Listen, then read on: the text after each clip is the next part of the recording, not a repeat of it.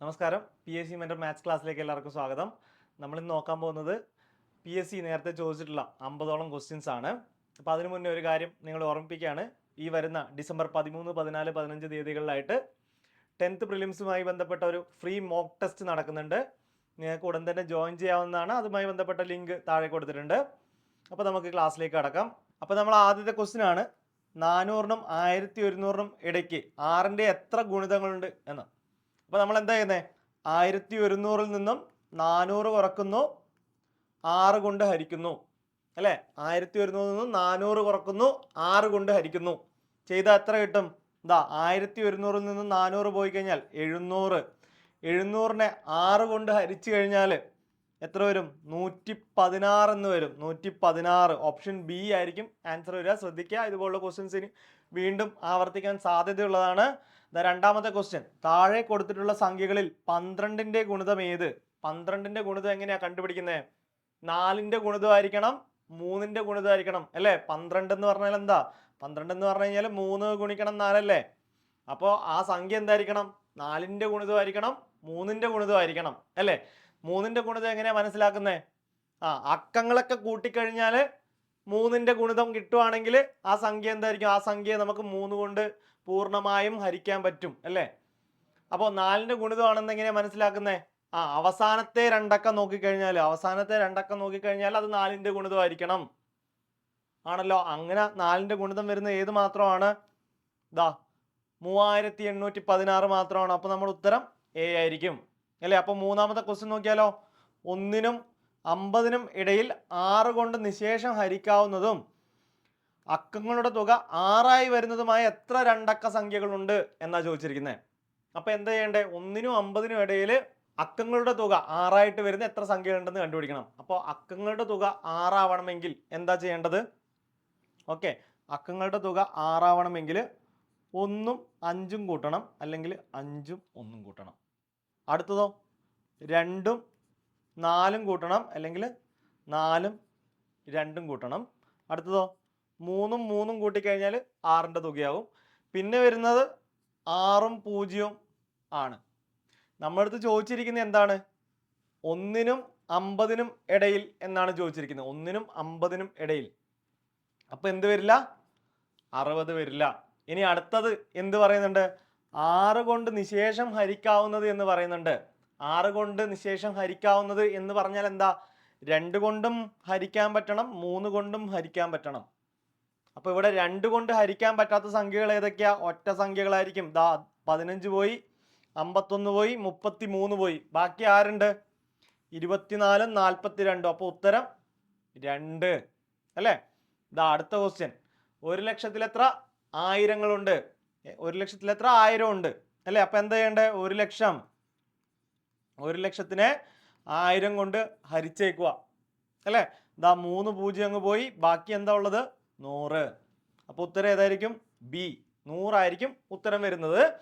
അപ്പോൾ നമുക്ക് അടുത്ത ക്വസ്റ്റ്യൻ നോക്കാം. ആദ്യത്തെ 5 അഭാജ്യ സംഖ്യകളുടെ തുക എത്ര? അപ്പോൾ എന്താണ് അഭാജ്യ സംഖ്യ? അഭാജ്യ സംഖ്യ എന്ന് പറഞ്ഞാൽ എന്താ? ഒരു സംഖ്യയെ ആ സംഖ്യ കൊണ്ടും ഒന്നുകൊണ്ടും മാത്രം ഹരിക്കാൻ പറ്റുന്നതിനെയാണ് എന്ത് പറയുന്നത്? അഭാജ്യ സംഖ്യ എന്ന് പറയുന്നത്. അപ്പോൾ ആദ്യത്തെ 5 അഭാജ്യ സംഖ്യകൾ ഏതൊക്കെയാ? 2 ഉണ്ട്, 3, 5, 7, 11. ഇവരെ 5 പേരെയും കൂട്ടിക്കഴിഞ്ഞാലോ 2, 3, 5, 7, 11 കൂട്ടിക്കഴിഞ്ഞാൽ 2ഉം 3ഉം 5, 5ഉം 5ഉം 10, 10ഉം 7ഉം 17, 17ഉം 11ഉം 28.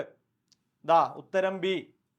അടുത്ത ക്വസ്റ്റ്യൻ, ചുവടെ കൊടുത്തിട്ടുള്ളവയിൽ അനകസംഖ്യ ഏത്? അനകസംഖ്യ എന്ന് പറഞ്ഞാൽ പെർഫെക്റ്റ് നമ്പർ. എന്താ പെർഫെക്റ്റ് നമ്പർ? ഘടകങ്ങൾ എടുത്തു കഴിഞ്ഞാൽ, ഒരു സംഖ്യയുടെ ഘടകങ്ങൾ എടുത്തു കഴിഞ്ഞാൽ, അത് ഉദാഹരണമായിട്ട് നോക്കാം. 6 എന്ന സംഖ്യ എടുത്തു കഴിഞ്ഞാൽ 6ന്റെ ഘടകങ്ങൾ ഏതൊക്കെയാ? 6 ഉണ്ട്, 3 ഉണ്ട്, 2 ഉണ്ട്, 1 ഉണ്ട്.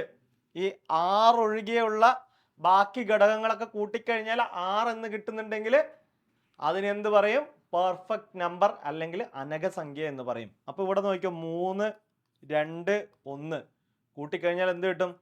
6 എന്ന് കിട്ടും. 6 ഒരു അനകസംഖ്യയാണ്. അപ്പോൾ ഒന്നാണ്. അത് കണ്ട പാടനെ എന്ത് ചെയ്യരുത്? ഉത്തരം കുത്തിയേക്കരുത്. അടുത്ത ഒരു അനകസംഖ്യയാണ് 28 എന്ന് പറയുന്നത്. 28ന്റെ 28 ഒഴികെയുള്ള ബാക്കിയുള്ള ഫാക്ടർ അല്ലെങ്കിൽ ഘടകങ്ങൾ ഏതൊക്കെയാണ്? 14 ഉണ്ട്, 7 ഉണ്ട്, 4 ഉണ്ട്, 2 ഉണ്ട്, 1 ഉണ്ട്. 14 കൂട്ടണം 7 കൂട്ടണം 4 കൂട്ടണം 2 കൂട്ടണം 1 എത്രയാ? അത് വരുന്നത് 28 തന്നെയാണ്. 28 തന്നെയാണ് കേട്ടോ. അപ്പോൾ എന്തായി? രണ്ടും ശരിയാണ്. അപ്പോൾ നമുക്ക് ഉത്തരം എന്തായിരിക്കും? എയും ബിയും സി ആയിരിക്കും നമ്മുടെ ഉത്തരം വരുന്നത്. അപ്പോൾ അടുത്ത ക്വസ്റ്റ്യനോ, 1 മുതൽ തുടർച്ചയായ 21 ഒറ്റ സംഖ്യകളുടെ തുക എത്രയാണെന്നാണ് ചോദിച്ചിരിക്കുന്നത്. 21 ഒറ്റ സംഖ്യകളുടെ തുക. ഒറ്റ സംഖ്യകളുടെ തുക എങ്ങനെയാണ് കാണുന്നത്?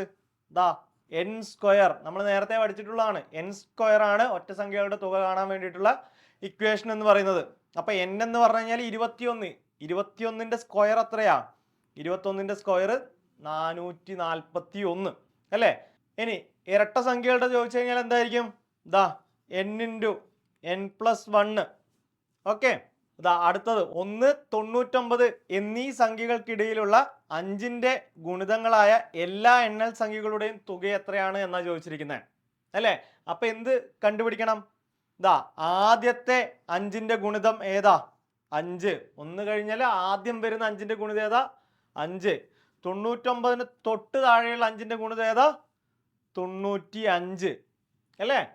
ഇനി നമ്മൾ എന്ത് കണ്ടുപിടിക്കണം? നമുക്ക് സമാന്തര ശ്രേണിയിലെ എങ്ങനെയാണ് തുക കണ്ടുപിടിക്കുക എന്നറിയാം അല്ലേ? തുക കണ്ടുപിടിക്കാൻ വേണ്ടിയിട്ടുള്ള ഇക്വേഷൻ എന്തായിരുന്നു? n/2 ഗുണിക്കണം 2a + n-1 × d അല്ലെങ്കിൽ ആദ്യ പദം first term plus last term അല്ലേ? ഇതിൻ്റെ കൂടെ n/2. ഇത് ചെയ്ത് കഴിഞ്ഞാൽ എന്ത് കിട്ടും? നമുക്ക് തുക എന്താണെന്ന് കണ്ടുപിടിക്കാം അല്ലേ? ആദ്യ പദം 5 ആണെന്നറിയാം, അവസാന പദം 95 ആണെന്നറിയാം. അപ്പോൾ എത്ര പദങ്ങളുണ്ട് എന്ന് കണ്ടുപിടിക്കണം. അപ്പോൾ എന്താ ചെയ്യേണ്ടേ? 99നെ 5 കൊണ്ട് ഹരിക്കുക. ഉത്തരം എത്ര വരും? 19 എന്ന് വരും. 19 എന്ന് വരും. ഇനി എന്ത് ചെയ്താൽ മതി? n/2 എന്ന് പറഞ്ഞു കഴിഞ്ഞാൽ 19/2. ആദ്യ പദം 5, അവസാന പദം 95 ചെയ്തു കഴിഞ്ഞാൽ 19/2 ഗുണിക്കണം 100. 19 ഗുണിക്കണം 50 എന്ന് വരും. 19 ഗുണിക്കണം 50 ചെയ്തു കഴിഞ്ഞാൽ എത്രയായിരിക്കും? 950 ആയിരിക്കും ഉത്തരം വരുന്നത്. അടുത്ത ക്വസ്റ്റ്യൻ പിടിച്ചോ. 16 മീറ്റർ നീളമുള്ള ഒരു ചരടിൽ നിന്നും 80 സെന്റിമീറ്റർ നീളമുള്ള എത്ര കഷ്ണങ്ങൾ മുറിച്ചെടുക്കാം? അപ്പൊ എന്താ ചെയ്യണ്ടേ? 16 മീറ്റർ എന്ന് പറഞ്ഞാൽ എത്ര സെന്റിമീറ്ററാ? 1600 സെന്റിമീറ്റർ അല്ലേ? 1600 സെന്റിമീറ്റർ. അതിനകത്ത് നിന്ന് 80 സെന്റിമീറ്റർ നീളമുള്ള എത്ര എണ്ണം മുറിച്ചെടുക്കണം എന്നാണ് ചോദിച്ചിരിക്കുന്നത്. അപ്പോൾ 80 കൊണ്ട് നമ്മൾ എന്ത് ചെയ്യണം? അതിനെ ഹരിക്കണം. ഹരിച്ചു കഴിഞ്ഞാൽ എന്ത് വരും? 0 0 പോയി. ബാക്കി 160നെ 8 കൊണ്ട് ഹരിച്ചു കഴിഞ്ഞാൽ എത്രയാ? 16ൽ 2 വട്ടം 0 ഇട്ട് കഴിഞ്ഞാൽ നമ്മുടെ ഉത്തരമായി എ ആയിരിക്കും. അടുത്ത ക്വസ്റ്റ്യൻ, 1 മുതൽ തുടർച്ചയായുള്ള കുറേ ഒറ്റ സംഖ്യകളുടെ തുക 100 ആണെങ്കിൽ സംഖ്യകളുടെ എണ്ണം എത്ര എന്നാ ചോദിച്ചിരിക്കുന്നത്. അപ്പോൾ നമ്മൾ കുറച്ച് മുന്നേ നോക്കിയിട്ടേ ഉള്ളൂ ഒറ്റ സംഖ്യകളുടെ തുക എത്രയാണെന്നുള്ളത്. അത് n സ്ക്വയർ ആയിരിക്കും. n സ്ക്വയർ എന്ന് പറഞ്ഞു കഴിഞ്ഞാൽ 100 ആണെന്നാണ് പറഞ്ഞിരിക്കുന്നത്. അപ്പോൾ n എത്രയായിരിക്കും അറിയാലോ? 10ന്റെ സ്ക്വയർ ആണ് 100. അപ്പോൾ നമ്മുടെ ഉത്തരം എന്തായിരിക്കും? സി അല്ലേ? അടുത്ത ക്വസ്റ്റ്യൻ പിടിച്ചോ. 6, 8 എന്നീ സംഖ്യകൾ കൊണ്ട് ഹരിക്കാവുന്ന ഏറ്റവും ചെറിയ സംഖ്യ ഏത് എന്നാ ചോദിച്ചിരിക്കുന്നത്. അപ്പോൾ ഇങ്ങനെ ഒരു ക്വസ്റ്റ്യൻ കിട്ടിക്കഴിഞ്ഞാൽ നിങ്ങൾക്ക് അറിയാം ഇത് ലസാഗു കണ്ടുപിടിക്കേണ്ടതാണ്. പക്ഷെ അങ്ങനെ കണ്ടുപിടിക്കാനൊന്നും പോകണ്ട. നിങ്ങൾ നോക്കുക, കൂട്ടത്തിൽ ഏറ്റവും ചെറുത് ഏതാണെന്ന് നോക്കുക. ആ സംഖ്യയെ 6 കൊണ്ടും 8 കൊണ്ടും 9 കൊണ്ടും ഹരിക്കാൻ പറ്റുന്നുണ്ടോ നോക്കുക. അങ്ങനെയാണെങ്കിൽ അത് തന്നെയാണ് നമ്മുടെ ഉത്തരം അല്ലേ? അല്ലാതെ നിങ്ങൾ 6, 8, 9 എന്നൊക്കെ എഴുതിയിട്ട് ഇങ്ങനെ ചെയ്യാന്നതിൽ എക്സാം ഒക്കെ കഴിഞ്ഞ ആൾ പോകും. അപ്പോൾ നമ്മൾ എന്ത് ചെയ്യുക? അടുത്ത ക്വസ്റ്റ്യനിലേക്ക് പോവാം. 11, 15, 21 എന്നിവ കൊണ്ട് ഹരിക്കുമ്പോൾ ക്രമത്തിൽ 9, 13, 19 എന്നിവ ബാക്കി വരുന്ന ഏറ്റവും ചെറിയ സംഖ്യ ഏത്? ഓക്കെ, മനസ്സിലായില്ലേ? അപ്പൊ എന്താ ചെയ്യുക? 11, 15, 21, 9, 13, 19 ഇങ്ങനെ ശിഷ്ടം വരണം അല്ലേ? അങ്ങനെ ശിഷ്ടം വരാൻ വേണ്ടിയിട്ട് ഇവരുടെ എല്ലാം വ്യത്യാസം നോക്കിയേ. ഇവരുടെ എല്ലാം വ്യത്യാസം 2 ആണ്. അപ്പൊ നമ്മൾ എന്താ ചെയ്യണ്ടേ? ലസാഗു കണ്ടുപിടിക്കണം, LCM കണ്ടുപിടിക്കണം. ആരുടെ? 11, 15, 21 21 ഇതിൻ്റെ ലസാഗു കണ്ടുപിടിച്ചിട്ട് എന്ത് ചെയ്യണം? അതിൽ നിന്നും 2 കുറക്കണം. 2 കുറച്ച് കഴിഞ്ഞാൽ എന്തായി? ഉത്തരവായി. നമ്മുടെ ഉത്തരവായി. ഇപ്പോൾ ഇവിടുത്തെ ലസാഗു എത്രയാണ്? 11 ഗുണിക്കണം 15 ഗുണിക്കണം 7 എന്ന് ചെയ്താൽ മതിയാവും. 11 ഗുണിക്കണം 15 ഗുണിക്കണം 7 എന്ന് ചെയ്തു കഴിഞ്ഞാൽ 1155 എന്ന് വരും. 1155 നിന്നും 2 കുറച്ച് കഴിഞ്ഞാൽ 1153 എന്ന് വരും. ഓക്കെ, ഇതാ അടുത്ത ക്വസ്റ്റ്യൻ. 2, 4, 6 എന്നീ സംഖ്യകളുടെ ഉസാഗ എന്തെന്ന് കണ്ടുപിടിക്കാനാണ് പറഞ്ഞിരിക്കുന്നത്. അപ്പൊ എന്ത് ചെയ്താൽ മതി? കൂട്ടത്തിലെ ഏറ്റവും ചെറിയ സംഖ്യ എടുക്കുക, ബാക്കിയുള്ള 2 സംഖ്യകളിലും പോകുന്നുണ്ടോ നോക്കുക. പോകുന്നുണ്ടെങ്കിൽ അത് തന്നെ ഉത്തരം. ദാ അടുത്ത ക്വസ്റ്റ്യൻ. 3 ബൾബുകൾ യഥാക്രമം 3, 4, 5 മിനിറ്റുകൾ ഇടവിട്ട് പ്രകാശിക്കും. അവയെല്ലാം ഒരുമിച്ച് 8 മണിക്ക് 8 AM കത്തിയെങ്കിൽ വീണ്ടും എപ്പോൾ അവ ഒരുമിച്ച് പ്രകാശിക്കും എന്നാ ചോദിച്ചിരിക്കുന്നത്. അപ്പൊ എന്താ വേണ്ടത്? 3ന്റെ 4ന്റെ 5ന്റെ ലസാഗു കണ്ടുപിടിക്കണം. എത്രയായിരിക്കും? ഇതാ 3, 4, 5 ഒരുമിച്ച് പോകുന്ന സംഖ്യ ഏതാ? 4, 5 ഒരുമിച്ച് പോകുന്ന സംഖ്യ ഏതാ? 20. 20ൽ 3 പോകുമോ? ഇല്ല. ഇനി 20ന്റെ ഇരട്ടി എടുത്തു കഴിഞ്ഞാൽ 40. 40ൽ പോകുമോ? ഇല്ല. അപ്പൊ 60. 60ൽ 3 പോകും, 4 പോകും, 5 പോകും. അപ്പൊ 60 നമ്മുടെ ലസാഗു എന്ന് പറയുന്നത്. അപ്പോൾ എത്രയായിരിക്കും? 60 മിനിറ്റ് ആയിരിക്കും. 60 മിനിറ്റ്. 60 മിനിറ്റ് കഴിഞ്ഞ് ഇവയെല്ലാം ഒരുമിച്ച് വീണ്ടും പ്രകാശിക്കും. അങ്ങനെയാണെങ്കിൽ 8 AM പ്രകാശിച്ചെങ്കിൽ 1 മണിക്കൂറിന് ശേഷം വീണ്ടും പ്രകാശിക്കും. അപ്പൊ എത്രയായിരിക്കും? 9 AM. ദാ അടുത്ത ക്വസ്റ്റ്യൻ. 2 സംഖ്യകളുടെ ലസാഗു 36, ഉസാഗ 6. സംഖ്യ 12 ആയാൽ, ഒരു സംഖ്യ 12 ആയാൽ മറ്റേ സംഖ്യ ഏത് എന്നാ ചോദിച്ചിരിക്കുന്നത്. അപ്പൊ നമ്മൾ എന്താ ചെയ്യണ്ടേ? ലസാഗു ഗുണിക്കണം ഉസാഗ എന്ന് പറഞ്ഞു കഴിഞ്ഞാൽ ആ നമ്പറിന്റെ ഗുണനത്തിന് തുല്യമായിരിക്കും.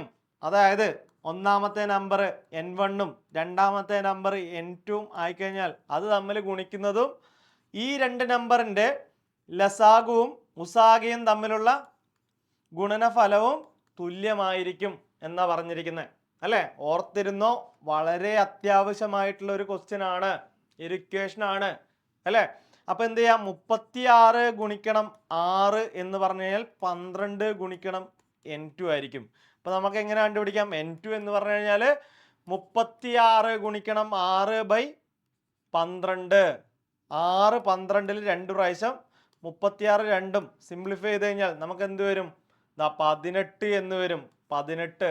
ദാ പിടിച്ചോ അടുത്തത്.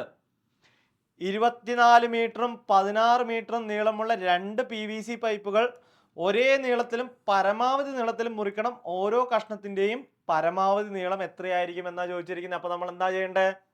ദാ 24നെയും 16നെയും ഹരിക്കാൻ പറ്റിയ ഏറ്റവും വലിയ സംഖ്യ, ഒരുപോലെ ഹരിക്കാൻ പറ്റിയ ഏറ്റവും വലിയ സംഖ്യ നമ്മൾ എന്താ ചെയ്യേണ്ടത്? ഏറ്റവും ചെറിയ സംഖ്യ എടുത്ത് നോക്കുന്നു. 16. 16നെ കൊണ്ട് 24നെ ഹരിക്കാൻ പറ്റുമോ നോക്കുന്നു. പറ്റില്ല. 16ന്റെ പകുതിയാക്കുന്നു. 8. 8 കൊണ്ട് ആരെ ഹരിക്കാം? 24നെ ഹരിക്കാം, 16നെ ഹരിക്കാം. അപ്പോൾ ഉത്തരം 8 മീറ്റർ. അടുത്തതോ? 17ാമത്തെ ക്വസ്റ്റ്യൻ. 6, 8, 10 എന്നീ സംഖ്യകൾ കൊണ്ട് നിശേഷം ഹരിക്കാവുന്ന ഏറ്റവും ചെറിയ സംഖ്യ ഏതാണ്? അപ്പൊ നമ്മൾ നേരത്തെ പറഞ്ഞു, ചെറിയ സംഖ്യ എന്ന് പറഞ്ഞാൽ കൂട്ടത്തിൽ ഏറ്റവും ചെറിയ സംഖ്യ എടുക്കുന്നു, അതിനെ 6 കൊണ്ടും 8 കൊണ്ടും 10 കൊണ്ടും ഹരിക്കാൻ പറ്റുന്നുണ്ടോ നോക്കുന്നു. നോക്കുമ്പോൾ ദാ പറ്റുന്നുണ്ട്. അപ്പൊ എന്തായിരിക്കും? ഉത്തരം A ആയിരിക്കും. 2 സംഖ്യകളുടെ ലസാഗു 300ഉം ഉസാഗ 10ഉം ആണ്. അവയിൽ ഒരു സംഖ്യ 60 ആണെങ്കിൽ മറ്റേ സംഖ്യ ഏതാണ് എന്നാ ചോദിച്ചിരിക്കുന്നത്. അപ്പൊ നമുക്ക് ഇക്വേഷൻ അറിയാം. എന്തായിരുന്നു? n1 × n2 എന്ന് പറഞ്ഞു കഴിഞ്ഞാൽ LCM × HCF ആണ്. അപ്പൊ നമുക്കറിയാം ഒന്നാമത്തെ സംഖ്യ എന്ന് പറഞ്ഞു കഴിഞ്ഞാൽ 60 ആണ്. മറ്റേ സംഖ്യ നമുക്ക് കണ്ടുപിടിക്കണം. LCM എന്ന് പറഞ്ഞു കഴിഞ്ഞാൽ 300 ആണ്. HCF എന്ന് പറഞ്ഞു കഴിഞ്ഞാൽ 10 ആണ്. അപ്പോൾ n2 = 300 ഗുണിക്കണം 10 ഹരിക്കണം 60. അപ്പൊ 300ൽ എത്ര വട്ടം 6 പോകും? 300ൽ 6 50 വട്ടം. ദാ ഉത്തരം B. കിട്ടിയില്ലേ? മറന്നു പോകരുത് കേട്ടോ. 19ാമത്തെ ക്വസ്റ്റ്യൻ. 2 കൊണ്ട് ഹരിച്ചാൽ ശിഷ്ടം 1ഉം 3 കൊണ്ട് ഹരിച്ചാൽ ശിഷ്ടം 2ഉം 4 കൊണ്ട് ഹരിച്ചാൽ ശിഷ്ടം 3ഉം 5 കൊണ്ട് ഹരിച്ചാൽ ശിഷ്ടം 4 കിട്ടുന്ന ഏറ്റവും ചെറിയ സംഖ്യ ഏത് എന്നാ ചോദിച്ചിരിക്കുന്നത്. അതായത് 2 കൊണ്ട് ഹരിച്ചാൽ ശിഷ്ടം 1 കിട്ടണം, 3 കൊണ്ട് ഹരിച്ചാൽ 2 ശിഷ്ടം കിട്ടണം, 4 കൊണ്ട് ഹരിച്ചാൽ 3 ശിഷ്ടം കിട്ടണം, 5 കൊണ്ട് ഹരിച്ചാൽ ശിഷ്ടം 4 കിട്ടണം. അപ്പൊ നമ്മൾ നേരത്തെ ഒരു ക്വസ്റ്റ്യൻ ചെയ്തു, എങ്ങനെയാ? അതാ ഇതിന്റെ എല്ലാം വ്യത്യാസം എടുത്തു കഴിഞ്ഞാൽ 1 ആണ്. അപ്പോൾ ഈ തന്നിരിക്കുന്ന മോളിലെ ഇവരുടെ LCM കണ്ടുപിടിക്കണം, അതിനകത്തുനിന്ന് 1 കുറക്കണം അല്ലേ? 1 കുറച്ച് കഴിഞ്ഞാൽ നമുക്ക് ഉത്തരമായി. അപ്പൊ എങ്ങനെയാ? 2, 3, 4, 5ന്റെ LCM എത്രയാ? നമ്മൾ നേരത്തെ കണ്ടുപിടിച്ചിട്ടുണ്ട്. 3, 4, 5ന്റെ LCM 60 ആണെന്ന് കണ്ടുപിടിച്ചിട്ടുണ്ട് അല്ലേ? അപ്പൊ അതിനകത്ത് നിന്ന് എന്ത് കുറച്ചാൽ മതി? 1 കുറച്ചാൽ മതി. 1 കുറച്ചാൽ 59. ഉത്തരം സി. അടുത്തത് 1/2നും 1/3നും ഇടയിലുള്ള ഭിന്നസംഖ്യ ഏതാണ് എന്നാ ചോദിച്ചിരിക്കുന്നത്. അപ്പൊ നമ്മൾ എന്താ ചെയ്യേണ്ടത്? 2/1 എന്ന് എഴുതുക, ഇവിടെ 3/1 എന്ന് എഴുതുക. അതായത് നമുക്ക് കണ്ടുപിടിക്കേണ്ട 2നും 3നും ഇടയിലുള്ള ഭിന്നസംഖ്യ ഏത് എന്നായി, സംഖ്യ ഏത് എന്നായി. അപ്പോൾ ഇവിടെ നമ്മൾ ക്വസ്റ്റ്യനിൽ തന്നിരിക്കുന്നവരെ എന്ത് ചെയ്തിട്ടുണ്ട്? തലതിരിച്ചിട്ടുണ്ട്. അപ്പോൾ ഓപ്ഷനിലുള്ളവർ എന്ത് ചെയ്യുക? തലതിരിച്ചിടുക. അപ്പൊ നമുക്ക് എന്ത് ചെയ്യാം? 1/4 എന്ന് പറഞ്ഞാൽ എന്താകും? 4. 7/4 എന്ന് പറഞ്ഞാൽ എന്താകും? ഏകദേശം 1 പോയിന്റ് എന്തൊക്കെയോ വരും. അതവിടെ വെച്ചോ, എന്താണെന്നൊന്നും കണ്ടുപിടിക്കാൻ പോകണ്ട. 3/4 എന്ന് പറഞ്ഞു കഴിഞ്ഞാൽ നമ്മൾ തിരിച്ചിടണം, 4/3 ആക്കണം. അതും എന്താകും? 1 പോയിന്റ് എന്തൊക്കെയോ വരും. അതവിടെ നിൽക്കട്ടെ. 5/2 എന്ന് പറഞ്ഞു കഴിഞ്ഞാൽ 2.5 എന്ന് വരും. 2.5 എന്ന് പറഞ്ഞു കഴിഞ്ഞാൽ 2നും 3നും ഇടയിലല്ലേ? അപ്പോൾ നമ്മൾ ഉത്തരം എന്തായിരിക്കും? 2.5 ആയിരിക്കില്ലേ? പൊക്കോ അടുത്ത ക്വസ്റ്റ്യനിലേക്ക്. ഏറ്റവും വലുതേത് എന്നാ ചോദിച്ചിരിക്കുന്നത്. താഴെ തന്നിരിക്കുന്ന ഭിന്നസംഖ്യയിൽ ഏറ്റവും വലിയ ഭിന്നസംഖ്യ ഏതാണെന്നാ ചോദിക്കുന്നത് അല്ലേ? നിങ്ങൾ ഇവിടെ തന്നിരിക്കുന്ന അംശത്തിന്റെയും ഛേദത്തിന്റെയും വ്യത്യാസം ഒന്ന് നോക്കിയേ. ഇവിടെ 4 അല്ലേ? ഇവിടെയോ അതും 4 അല്ലേ? ഈ തന്നിരിക്കുന്ന 4 അല്ലേ? ഇതും 4 അല്ലേ? അപ്പോൾ എല്ലാത്തിൻ്റെയും തന്നിരിക്കുന്ന ഓപ്ഷനിലെ എല്ലാത്തിൻ്റെയും അംശവും ഛേദവും തമ്മിലുള്ള വ്യത്യാസം 4 ആണ്. അങ്ങനെ വന്നു കഴിഞ്ഞാൽ നോക്കിക്കോ, വ്യത്യാസം തുല്യമായി വന്നു കഴിഞ്ഞാൽ നിങ്ങൾ ഒന്നും നോക്കണ്ട, അംശത്തിൽ ഏതാണോ ഏറ്റവും വലുത് അതായിരിക്കും നമ്മുടെ ഉത്തരം. ഓക്കെ, അംശത്തിൽ ഏറ്റവും വലുതാരാണോ വരുന്നത് അതായിരിക്കും നമ്മുടെ ഉത്തരം. അംശത്തിൽ ഏറ്റവും ചെറുതാരാണോ വരുന്നത് അതായിരിക്കും ഏറ്റവും ചെറിയ ഭിന്നസംഖ്യ. ഓർത്തിരിക്കുക കേട്ടോ, എളുപ്പം നമുക്ക് ചെയ്ത് പോകാൻ വേണ്ടി പറ്റും. അടുത്ത ക്വസ്റ്റ്യൻ. ഒരു നിശ്ചിത തുക എക്കും ബിക്കുമായിട്ട് 3:7 എന്ന അനുപാതത്തിൽ വിഭജിച്ചാൽ ആകെ തുകയുടെ എത്ര ഭാഗമായിരിക്കും എക്ക് ലഭിക്കുക എന്നാ ചോദിച്ചിരിക്കുന്നത്. മൊത്തം എത്രയുണ്ടാ? 3 + 27 എത്ര കിട്ടും? 30. 30ന്റെ എത്ര ഭാഗമാണ് എക്ക് കിട്ടുന്നത് ചോദിച്ചിരിക്കുന്നത്? 30ന്റെ 3 ഭാഗം. 30ന്റെ 3 ഭാഗം എന്ന് പറഞ്ഞു കഴിഞ്ഞാൽ 1/10 എന്ന് വരും. ഓപ്ഷൻ എ അല്ലേ? അടുത്തത് അതേപോലെ ഒരു ക്വസ്റ്റ്യൻ. ഒരു നിശ്ചിത തുക എക്കും ബിക്കുമായി 4:12 എന്ന അനുപാതത്തിൽ വിഭജിച്ചാൽ ആകെ തുകയുടെ എത്ര ഭാഗമായിരിക്കും ബിക്ക് ലഭിക്കുക എന്നാ പറഞ്ഞിരിക്കുന്നത്. എത്രയായിരിക്കും? 4ഉം 12ഉം കൂട്ടിയാൽ 16. 16ല് ബിക്ക് കിട്ടുന്നത് എത്രയാ? 12 അല്ലേ? 12. രണ്ടിലും തുല്യമായിട്ട് പോകുന്നത് 4 ആണ്. 4 കൊണ്ട് നമുക്ക് ചുരുക്കി കഴിഞ്ഞാൽ 12ല് 4 3 പ്രാവശ്യം, 16ല് 4 പ്രാവശ്യം. അങ്ങനെയാണെങ്കിൽ നമ്മൾ ഉത്തരം 3/4 എന്നായിരിക്കും. ക്ലിയർ അല്ലേ? അടുത്ത ക്വസ്റ്റ്യൻ. നീളം 3/4 മീറ്ററും വീതി 9/1/3 മീറ്ററും ആയ ചതുരത്തിന്റെ പരപ്പളവ് എത്ര മീറ്റർ ആണ് എന്നാ ചോദിച്ചിരിക്കുന്നത്. അപ്പൊ നമുക്ക് എന്ത് ചെയ്യാം? നീളവും വീതിയും ഒന്ന് മാറ്റി എഴുതാം. 3 + 3/4ഉം 9 കൂട്ടണം 1/3. അപ്പൊ നമുക്ക് ഇതിനൊന്ന് മാറ്റി എഴുതിയാലോ? എന്ത് വരും? 3 ഗുണിക്കണം 4 12. 12ഉം 3ഉം 15. 15/4 എന്ന് വരും നീളം അല്ലേ? ഇനി നീളം ഗുണിക്കണം വീതി അല്ലേ നമ്മുടെ ഏരിയ എന്ന് പറയുന്നത്, പരപ്പളവ് എന്ന് പറയുന്നത് നീളം ഗുണിക്കണം വീതി അല്ലേ? അപ്പൊ നമുക്ക് എന്ത് ചെയ്താ? ഈ 3 ഗുണിക്കണം 9 27 കൂട്ടണം 1 28/3 എന്ന് വരും. അപ്പൊ ഗുണിച്ചു കഴിഞ്ഞാൽ 3 15ല് 5 വട്ടം പോകും, 4 28ല് 7 വട്ടം പോകും. 7 ഗുണിക്കണം 5 എന്ന് പറഞ്ഞാൽ എത്രയാ? 35. ഉത്തരം കിട്ടിയില്ലേ? ഓപ്ഷൻ എ ആയിരിക്കും ഉത്തരം വരുന്നത്. അടുത്തത് 25ാമത്തെ ക്വസ്റ്റ്യൻ. 7/8 തുല്യമല്ലാത്തത് ഏത് എന്നാ ചോദിച്ചിരിക്കുന്നത്. ആ 14/16 എന്നെടുത്തു കഴിഞ്ഞാൽ രണ്ടിലും രണ്ടുണ്ട്. അപ്പൊ നമുക്ക് ചുരുക്കി കഴിഞ്ഞാൽ 7/8 എന്ന് വരും. ഇനി ഇവിടെയാണെങ്കിലോ 35 40 ആര് ഉണ്ട് കോമൺ ആയിട്ട് 5 ഉണ്ട് അല്ലേ. അപ്പൊ 7/8 എന്ന് വരും. ഇവിടെയാണെങ്കിലും 7/8 എന്ന് വരും. ഈ 0 0 പോയി കഴിഞ്ഞാൽ ബാക്കി ആരാ ഉള്ളത്? ബി അല്ലെ, ബി ആണുള്ളത്. അപ്പൊ നമ്മളെ ഉത്തരം ബി ആയിരിക്കും, 21/32. അപ്പൊ നമ്മൾ 25 ക്വസ്റ്റ്യൻസ് കഴിഞ്ഞിട്ടുണ്ട്. നിങ്ങൾക്ക് ഒരു പ്രധാനപ്പെട്ട ഒരു വിവരം കൈമാറുകയാണ്. ഫോഴ്സുമായി ബന്ധപ്പെട്ടുള്ള ക്ലാസ്സുകൾ ഉടൻ തന്നെ ആരംഭിക്കുന്നതാണ്. നിങ്ങൾ ഇതുവരെ ജോയിൻ ചെയ്തിട്ടില്ലെങ്കിൽ ജോയിൻ ചെയ്യാൻ വേണ്ടിയിട്ട് ശ്രമിക്കുക. അതുപോലെ 10th പ്രിലിംസ് എക്സാംസ് ഒക്കെ വരുന്നുണ്ട്. അതിനെ ഫ്രീ മോക്ക് ടെസ്റ്റ് 13, 14, 15 തീയതികളിൽ KS മെന്ററിൽ ഫ്രീ ആയിട്ട് നടത്തുന്നുണ്ട്. ഉടൻ തന്നെ ജോയിൻ ചെയ്യാൻ വേണ്ടി ശ്രമിക്കുക. ആ എക്സാം കഴിഞ്ഞ ഉടനെ 10th മെയിൻസിന്റെ ബാച്ചുകൾ ആരംഭിക്കുന്നതായിരിക്കും. ഓക്കെ, അപ്പൊ നമുക്ക് എന്ത് ചെയ്യാം, ക്ലാസ്സിലേക്ക് കടക്കാം. അടുത്ത ബാക്കി കാര്യങ്ങൾ കൂടെ നോക്കാം. 1/2, 1/4, 1/8, 1/16 ഇതിന്റെ ദശാംശ രൂപ എത്രയാണെന്ന് ചോദിച്ചാൽ ഇങ്ങനെ എഴുതി കഴിഞ്ഞാൽ മനസ്സിലായിക്കോ, അതിന്റെ ഉത്തരം എന്തായിരിക്കും? 15/16 ആയിരിക്കും.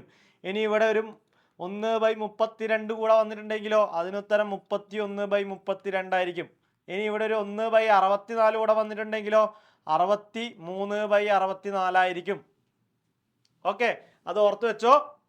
അപ്പൊ 15/16 അല്ലേ. 15/16 എന്ന് പറഞ്ഞാൽ നിങ്ങൾ നോക്കിയാൽ 16/16 എന്ന് പറഞ്ഞാൽ എന്തായിരിക്കും? ഉത്തരം 1 ആയിരിക്കും. അപ്പൊ 15/16 എന്ന് പറഞ്ഞാൽ ഒന്നിനോട് അടുത്ത് നിൽക്കുന്ന സംഖ്യ ആയിരിക്കും. 0.9 അങ്ങനെയൊക്കെ ആയിരിക്കും വരുന്നുണ്ടാവും അല്ലെ. അങ്ങനെയാണെങ്കിൽ ഇതാ നോക്കിയിട്ട് ഉത്തരം പറയാം, സി ആയിരിക്കും.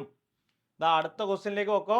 2.5 23 കൊണ്ട് ഗുണിക്കുന്നുണ്ട്, മൈനസ് 1.5 1.5യും 23 കൊണ്ട് ഗുണിക്കുകയാണ്. ഓക്കെ, അപ്പൊ നമുക്ക് ഉത്തരം എങ്ങനെ കണ്ടുപിടിക്കാം? രണ്ടിടത്തും 23 കോമൺ ആയിട്ടില്ലേ. ആ 23നെ പുറത്തെടുത്തു കഴിഞ്ഞാൽ ബാക്കി എന്താ ഉള്ളത്? 2.5യിൽ നിന്നും 1.5 കുറക്കുക. 1.5 കുറക്കുക എത്ര വരും? 2.5യിൽ നിന്ന് 1.5 പോയി കഴിഞ്ഞാൽ 1 എന്നല്ലേ വരിക. അപ്പൊ 23 ഗുണിക്കണം 1 എന്ന് പറഞ്ഞു കഴിഞ്ഞാൽ 23 തന്നെ. അപ്പൊ നമ്മൾ ഉത്തരം ബി ആയിരിക്കും. ഓക്കെ, ഇതൊന്നും കണ്ടിട്ട് നിങ്ങൾ എന്ത് ചെയ്യാൻ പാടില്ല, 2.5നെ 23 കൊണ്ട് ഗുണിക്കുക, എന്നിട്ട് 1.5നെ 23 കൊണ്ട് ഗുണിച്ചിട്ട് വ്യത്യാസം കണ്ടുപിടിക്കാൻ പോകരുത്, സമയം പോകും. അപ്പൊ അടുത്ത ക്വസ്റ്റ്യൻ 1/100ന്റെ 12.5 മടങ്ങ് എത്രയാണെന്ന് ചോദിച്ചിരിക്കുന്നത്. 12.5 എന്ന് പറഞ്ഞാൽ എത്രയാ? 100/8 അല്ലേ. 12.5 എന്ന് പറഞ്ഞു കഴിഞ്ഞാൽ 100/8 അല്ലേ. അപ്പൊ എന്ത് ചെയ്യണം? 100/8 മടങ്ങ് എത്രയാണെന്നാ ചോദിച്ചിരിക്കുന്നത്. 1/100ന്റെ എത്ര മടങ്ങ്? 100/8 മടങ്ങ് എത്രയാണെന്നാ ചോദിച്ചിരിക്കുന്നത്. അപ്പോൾ 1/100നെ 100/8 കൊണ്ട് ഗുണിച്ചു കഴിഞ്ഞാൽ ഇതാ 100ഉം 100ഉം പോയി ബാക്കി എത്രയാ ഉള്ളത്? 1/8 അല്ലേ. ഉത്തരം എ ആയിരിക്കും. അപ്പൊ അടുത്ത ക്വസ്റ്റ്യൻ 1/8ന്റെയും 1/9ഉം കൂട്ടിക്കഴിഞ്ഞാൽ 1/x കിട്ടുവാണെങ്കിൽ എക്സിന്റെ വില എത്രയാണെന്നാണ് ചോദിച്ചിരിക്കുന്നത്. അപ്പൊ എന്ത് ചെയ്യാം, നമുക്ക് ഈ വില കണ്ടുപിടിക്കാൻ വേണ്ടിയിട്ട് അങ്ങ് ക്രോസ് മൾട്ടിപ്ലൈ ചെയ്യാം. അപ്പൊ 9 ഗുണിക്കണം 1 9, കൂട്ടണം 1 ഗുണിക്കണം 8 8, ഹരിക്കണം 9 ഗുണിക്കണം 8 9 ഗുണിക്കണം 8 എന്ന് പറഞ്ഞാൽ എന്തിന് തുല്യമായിരിക്കും? 1/xന് തുല്യമായിരിക്കും ആണല്ലോ. അപ്പോ 9 + 8 എന്ന് പറഞ്ഞു കഴിഞ്ഞാൽ 17, ഹരിക്കണം 9 ഗുണിക്കണം 8 എന്ന് പറഞ്ഞു കഴിഞ്ഞാൽ 72 എന്ന് പറഞ്ഞു കഴിഞ്ഞാൽ 1/x എന്നല്ലേ പറഞ്ഞത്. അപ്പൊ x എന്തായിരിക്കും? ദാ ഈ സാധനത്തിന് നേരെ തലതിരിച്ചിടുക. തലതിരിച്ചിട്ട് കഴിഞ്ഞാൽ 72/17 എന്ന് വരും. 72/17 അല്ലേ. അപ്പൊ അടുത്തത് ഒരു സംഖ്യയുടെ 5/8 ഭാഗവും ആ സംഖ്യയുടെ 2/3 ഭാഗവും കൂട്ടിയാൽ 62 കിട്ടും. എന്നാൽ സംഖ്യ ഏത് എന്നാ ചോദിച്ചിരിക്കുന്നത്. അതായത് ഒരു സംഖ്യയുടെ 5/8 ഭാഗം കൂട്ടുന്നു, 2/3 ഭാഗവും കൂട്ടുന്നു. കൂട്ടിക്കഴിഞ്ഞാൽ എന്ത് കിട്ടും? ഇതാ കൂട്ടുന്നത് 3 × 5 എത്രയാ? 15. 2 ഗുണിക്കണം 8 എത്രയാ? 16. ഡിവൈഡഡ് ബൈ ഹരിക്കണം 3 ഗുണിക്കണം 8 എത്രയാ? 24 അല്ലേ. എത്ര വരും? 31/24 എന്ന് വരും അല്ലേ. 31/24 എന്ന് പറഞ്ഞു കഴിഞ്ഞാൽ 62 എന്നാ പറഞ്ഞിരിക്കുന്നത്. 31/24 ഭാഗം എന്ന് പറഞ്ഞു കഴിഞ്ഞാൽ 62 എന്നാ പറഞ്ഞിരിക്കുന്നത്. അപ്പൊ ആ സംഖ്യ ഏതാണെന്ന് ചോദിച്ചു കഴിഞ്ഞാൽ എന്ത് ചെയ്താൽ മതി? 62നെ 24/31 കൊണ്ട് ഹരിച്ചാൽ മതിയാകും. അല്ലെ 31 2 തവണ പോകും, 2 ഗുണിക്കണം 24 എന്ന് പറഞ്ഞു കഴിഞ്ഞാൽ എത്രയാ 48. അടുത്ത ക്വസ്റ്റ്യൻ, താഴെ കൊടുത്തിട്ടുള്ള സംഖ്യകളുടെ തുക കാണുക. അല്ലേ, തുക കാണാൻ വേണ്ടിയിട്ട് എന്താ ചെയ്യേണ്ടത്? ഇതാ ഈ തന്നിരിക്കുന്നതെല്ലാം നമ്മൾ എന്ത് ചെയ്യണം? കൂട്ടണം. ഏതൊക്കെയാണ്? 13.07 അല്ലേ. പിന്നെ അടുത്തത് എത്ര വരുന്നത്? 21. കൂട്ടാനുള്ള എളുപ്പത്തിന് വേണ്ടിയിട്ട് നമ്മൾ എന്ത് ചെയ്യണം? ഇതാ ഇവിടെ ഒരു 0 അങ്ങ് ഇട്ട് കൊടുക്കുക. എത്ര സ്ഥാനം ഉണ്ട് അത്രയും 0 അങ്ങ് ഇട്ട് കൊടുത്തേക്കാം അല്ലേ. ഇനി അടുത്തതോ 0.3 എന്ന് വരും, അവിടെ ഒരു 0 ഇട്ട് കൊടുത്തേക്കുക. ഇനി അടുത്തതാണെങ്കിലോ 1.25 എന്ന് വരും. അടുത്തതാണെങ്കിൽ 0.137 എന്ന് വരും. അപ്പോൾ അതാ ഇവിടെയൊക്കെ നമുക്ക് ഓരോ 0 കൂടി ഇട്ട് കൊടുക്കാം. എന്നിട്ട് അടുത്തത് എന്താ വരുന്നത്? 26.546 എന്ന് വരും. അപ്പോൾ നമ്മൾ ഇതൊക്കെ കൂട്ടിക്കഴിഞ്ഞാൽ ഇവിടെ 13 എന്ന് വരും, 1 ബാക്കിയുണ്ട്, കൂട്ടിക്കഴിഞ്ഞാൽ 20 എന്ന് വരും, 2 ബാക്കിയുണ്ട്, കൂട്ടിക്കഴിഞ്ഞാൽ എന്ത് വരും? ഇതാ ഇവിടെ. അപ്പോൾ ഇവിടെ 3 2 1 5, പിന്നെയുള്ള 2ഉം കൂടെ കൂട്ടിക്കഴിഞ്ഞാൽ ഇവിടെ എന്ത് വരും? 13 3 വരും.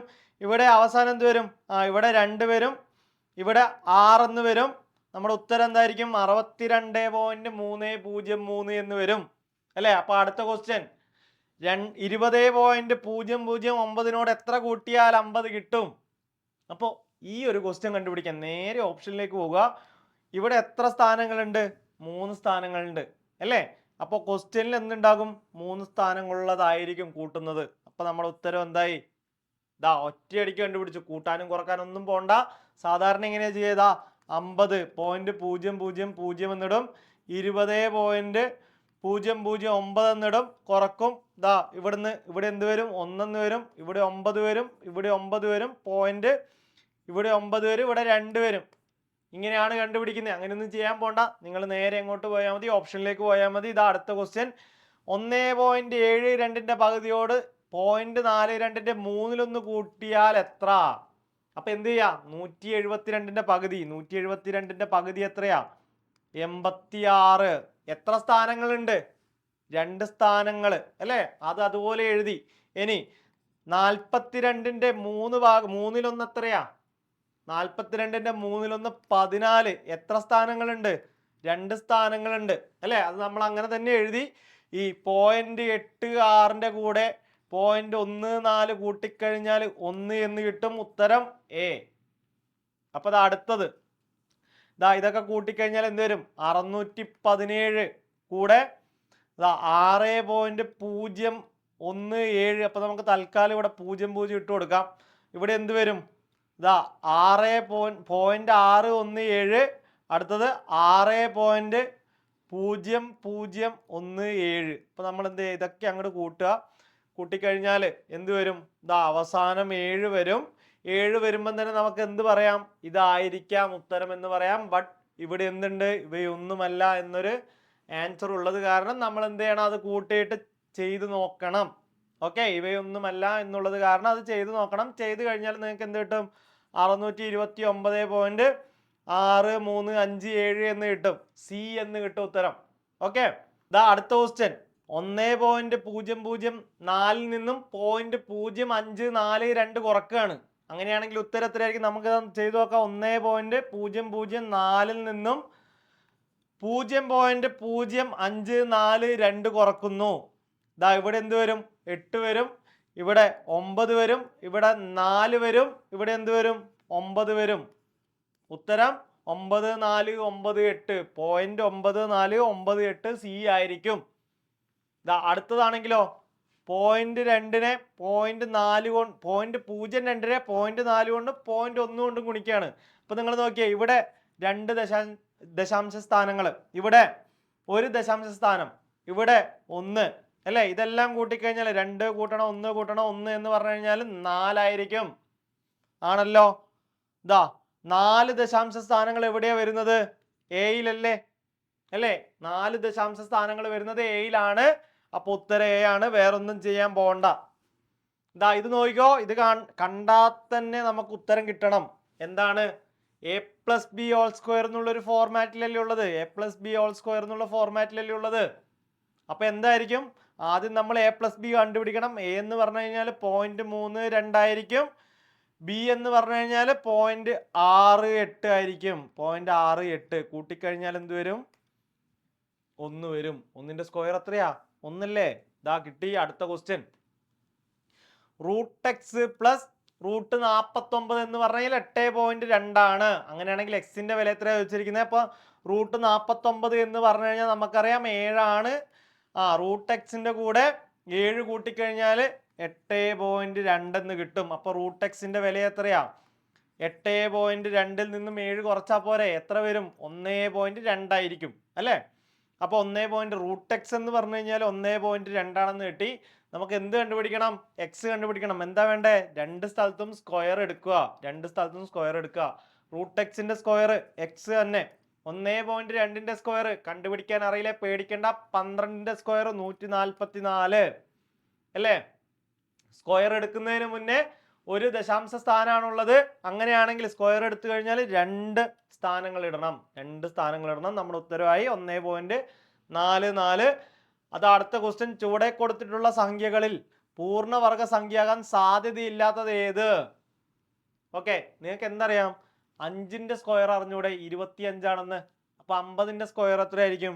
2500 ആയിരിക്കും. അപ്പൊ 2500 അടുത്ത് കിടക്കുന്ന 2502 ഒരു പൂർണ്ണവർഗം ആകുമോ? ഇല്ല. അപ്പൊ എന്തായിരിക്കും ഉത്തരം? ബി, 2502. ഇനി ഇതാ 1.44ന്റെ റൂട്ട് എത്രയാണെന്നാ ചോദിച്ചിരിക്കുന്നത്. 1.44ന്റെ റൂട്ട് നമുക്ക് 144ന്റെ സ്ക്വയർ റൂട്ട് 12 ആണെന്നറിയാം. റൂട്ടിനകത്ത് 2 സ്ഥാനങ്ങൾ, 2 ദശാംശ സ്ഥാനങ്ങൾ. അങ്ങനെയാണെങ്കിൽ റൂട്ടിന് പുറത്തെടുത്തു കഴിഞ്ഞാൽ അത് ഒരെണ്ണം ആകും. അത്രയേ ഉള്ളൂ. ഉത്തരം 1.2 ബി ആയിരിക്കും. ഇനി അടുത്തത് 1/2 ഹോൾ സ്ക്വയറിന്റെ കൂടെ 1/√4 ഹോൾ സ്ക്വയർ കൂട്ടുകയാണ്. 1/√4 എന്ന് പറഞ്ഞാൽ എത്രയാ? 1/2 തന്നെ അല്ലേ? 1/2 സ്ക്വയർ പ്ലസ് 1/2 സ്ക്വയർ എന്നായില്ലേ? എത്രയായിരിക്കും? 1/4ന്റെ കൂടെ 1/4 കൂട്ടുകയാണ്. ഉത്തരം എത്ര വരും? 2/4. അതെത്രയാ? 1/2 അല്ലേ? ദാ ഉത്തരം ഡി. ഇനി അടുത്തത് ദാ നമ്മൾ ഒരു വട്ടം ചെയ്തു ഇതുപോലൊരു ക്വസ്റ്റ്യൻ. റൂട്ട് 64 എന്ന് പറഞ്ഞാൽ എത്രയാ? 8 അല്ലേ? റൂട്ട് എക്സ് എന്ന് പറഞ്ഞു കഴിഞ്ഞാൽ 9.1ൽ നിന്നും 8 കുറച്ചതായിരിക്കും. അപ്പൊ എത്രയായിരിക്കും? 1.1. അപ്പൊ നമുക്ക് റൂട്ട് എക്സ് എന്ന് പറഞ്ഞു കഴിഞ്ഞാൽ 1.1 കിട്ടി. നമ്മൾ എന്ത് ചെയ്യണം? റൂട്ടിന്റെ സ്ക്വയർ എടുക്കണം, 1.1ന്റെ സ്ക്വയർ എടുക്കണം. അങ്ങനെയാണെങ്കിൽ എക്സിന്റെ വില എത്രയാണെന്ന് കിട്ടും. ദാ സ്ക്വയർ എടുത്തോ. സ്ക്വയർ എടുത്തു കഴിഞ്ഞാൽ ഇതാ ഇവിടെ എക്സ് എന്ന് വരും. 1.1ന്റെ സ്ക്വയർ 11ന്റെ സ്ക്വയർ എത്രയാ? 121 അല്ലേ? 121. ഒരു സ്ഥാനം, ഒരു ദശാംശ സ്ഥാനമാണ് തന്നിരിക്കുന്നത്. അങ്ങനെയാണെങ്കിൽ സ്ക്വയർ ചെയ്ത് കഴിഞ്ഞാൽ അത് 2 എണ്ണം ആകും. ദാ 1.21 എന്നായിരിക്കും ഉത്തരം വരിക. ഡി. അടുത്ത ക്വസ്റ്റ്യൻ. 1000ന്റെ വർഗത്തിൽ 1 കഴിഞ്ഞ് എത്ര പൂജ്യം ഉണ്ടാകുന്നതാണ്? 1000ന്റെ വർഗത്തിൽ 1 കഴിഞ്ഞ് എത്ര പൂജ്യം ഉണ്ടാകുന്നതാണ് ചോദിച്ചിരിക്കുന്നത്. 1000ന്റെ വർഗം എന്ന് പറഞ്ഞാൽ 1000 ഗുണിക്കണം 1000 അല്ലേ? എത്ര പൂജ്യം ഉണ്ട്? ഇവിടെ 3, ഇവിടെ 3, മൊത്തം 6 പൂജ്യം. ദാ അടുത്ത ക്വസ്റ്റ്യൻ. 1764ന്റെ സ്ക്വയർ റൂട്ട് എത്രയാണ്? അപ്പൊ നമുക്ക് അറിയില്ലല്ലോ ഇത് കണ്ടുപിടിക്കാന്ന് വിചാരിച്ചിട്ട് നിങ്ങൾ ഇത് മുഴുവൻ ഗുണിച്ചു നോക്കാനൊന്നും പോകരുത്.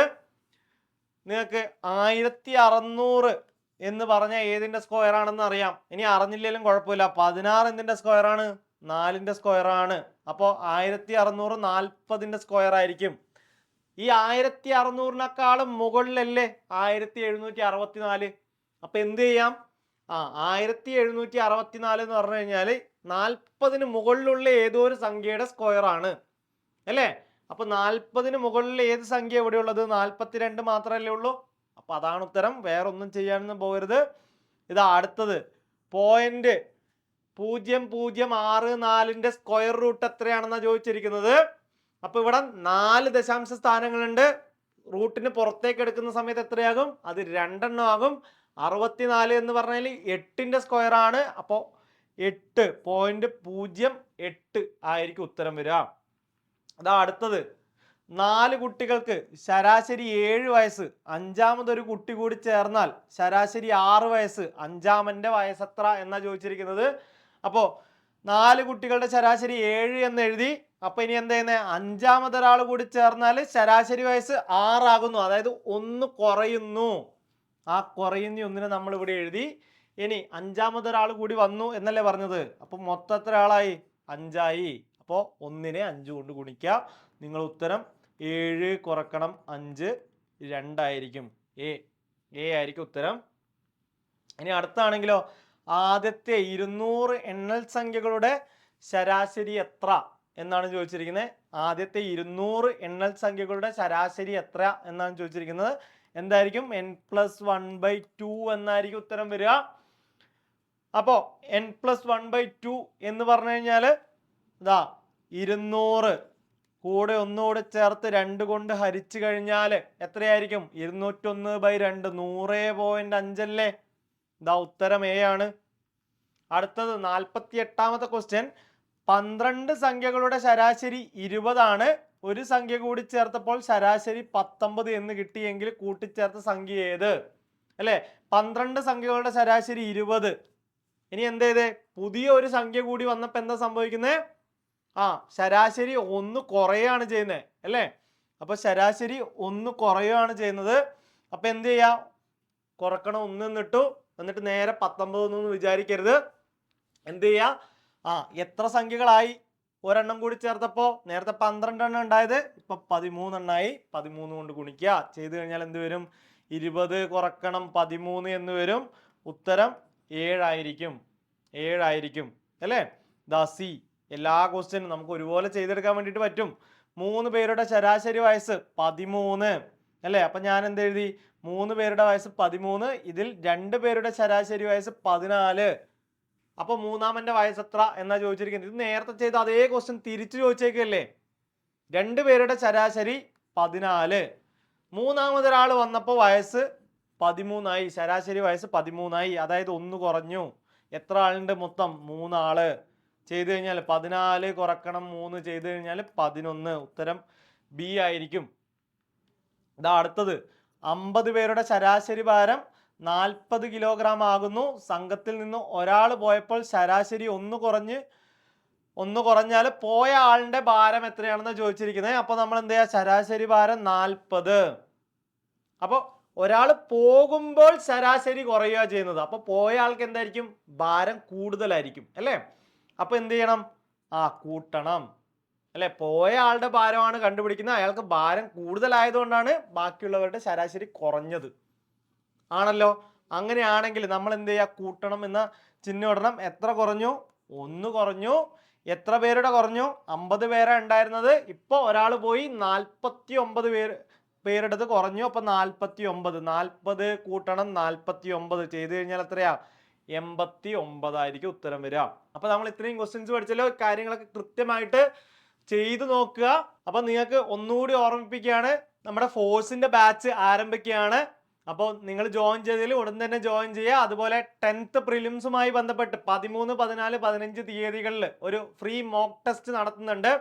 അപ്പോൾ നിങ്ങൾ ഇതുവരെ രജിസ്റ്റർ ചെയ്തിട്ടില്ലെങ്കിൽ രജിസ്റ്റർ ചെയ്യുക. നിങ്ങൾക്ക് മോക്ക് ടെസ്റ്റിന്റെ കൂടെ എക്സ്പ്ലനേഷനും കൂടി ഉണ്ടായിരിക്കുന്നതായിരിക്കും. അപ്പോൾ അതുകൂടാതെ ഈ മോക്ക് ടെസ്റ്റ് ഒക്കെ കഴിഞ്ഞ് അതുപോലെ നിങ്ങൾക്ക് 10th പ്രിലിംസ് എക്സാം ഒക്കെ കഴിഞ്ഞാൽ ഉടൻ തന്നെ 10th മെയിൻസിന്റെ ബാച്ച് കൂടെ ആരംഭിക്കുന്നതായിരിക്കും. അപ്പോൾ നിങ്ങൾ എന്ത് ചെയ്യുക? ഉടൻ തന്നെ ജോയിൻ ചെയ്യുക. താഴെ തന്നിരിക്കുന്ന നമ്പറുമായിട്ട് ബന്ധപ്പെടുക. അപ്പോൾ താങ്ക് യു.